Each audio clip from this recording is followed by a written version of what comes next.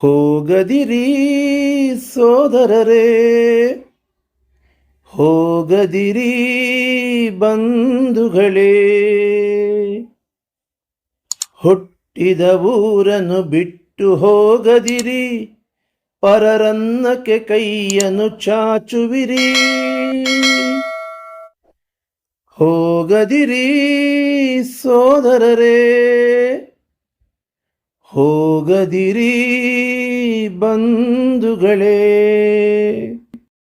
ಮುಜರಾಯಿ ಇಲಾಖೆಯ ಇಡೀ ರಾಜ್ಯದ ಕೆಲವು ಎಸಿಗಳು, ಕಾರ್ಯನಿರ್ವಾಹಕ ಅಧಿಕಾರಿಗಳು, ಅಧೀಕ್ಷಕರು,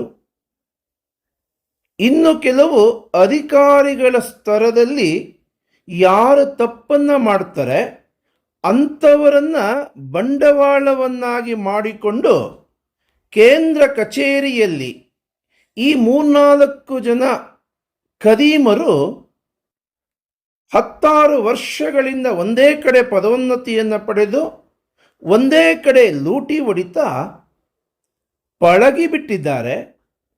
ಇಂತಹ ಖದೀಮರ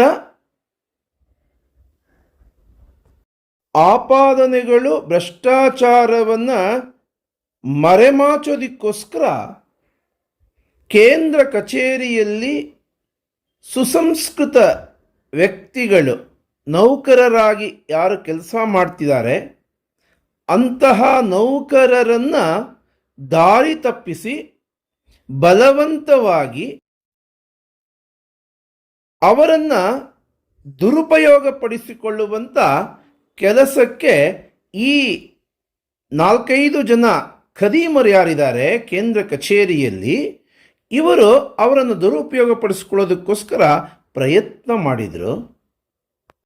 ಕೇಂದ್ರ ಕಚೇರಿಯಲ್ಲಿ ಎಲೆಯ ಮರೆಯ ಕಾಯಿಯ ಹಾಗೆ ಅವರ ಕಾರ್ಯವನ್ನು ಅವರು ಮಾಡೋದಕ್ಕೂ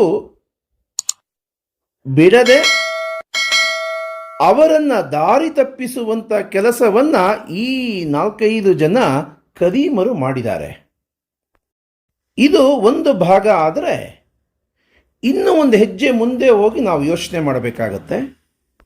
ಯಾರು RTI ಕಾರ್ಯಕರ್ತರಿದ್ದಾರೆ, ಸಾಮಾಜಿಕ ಕಾರ್ಯಕರ್ತರಿದ್ದಾರೆ, ಅವರೂ ಕೂಡ ಸುಸಂಸ್ಕೃತ ವ್ಯಕ್ತಿಗಳೇ ಆಗಿರಬೇಕು. ಇಂತಹ ಖದೀಮರನ್ನು ಉಪಯೋಗಿಸಿಕೊಂಡು ಜೇಬು ತುಂಬಿಸಿಕೊಳ್ಳುವಂಥ ವ್ಯಕ್ತಿಗಳಾಗಿರಬಾರದು.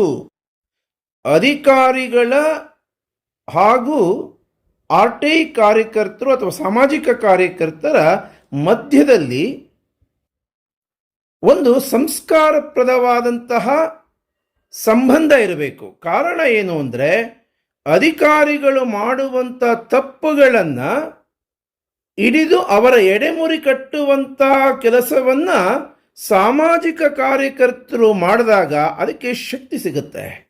ಆ ಹಿನ್ನೆಲೆಯಲ್ಲಿ ಯೋಚನೆ ಮಾಡಬೇಕು. CC ಕ್ಯಾಮರಾವನ್ನು ಕೊಡದೇ ಇದ್ದ ಮಾತ್ರಕ್ಕೆ ವೆಂಕಟೇಶ್ ಮೂರ್ತಿ ಅದರಿಂದ ವಿಚಲಿತನಾಗೋದಿಲ್ಲ. ಆ CC ಕ್ಯಾಮ್ರಾ ವೆಂಕಟೇಶ್ ಮೂರ್ತಿಗೆ ಸಿಕ್ಕೇ ಸಿಗುತ್ತೆ ಅನ್ನೋದರ ಕಲ್ಪನೆ ನಿಮಗೆ. ನಮಸ್ಕಾರ ವೀಕ್ಷಕ ಬಂಧುಗಳೇ. ಮುಜರಾಯಿ ಇಲಾಖೆಯ ಕೇಂದ್ರ ಕಚೇರಿ ಇಡೀ ರಾಜ್ಯದ ಎಲ್ಲ ದೇವಾಲಯಗಳು, ಬೇರೆ ಬೇರೆ ಕಚೇರಿಗಳಿಗೆ ಆದರ್ಶವಾಗಿರಲಿ ಅನ್ನೋದು ನಮ್ಮ ಆಶಯ.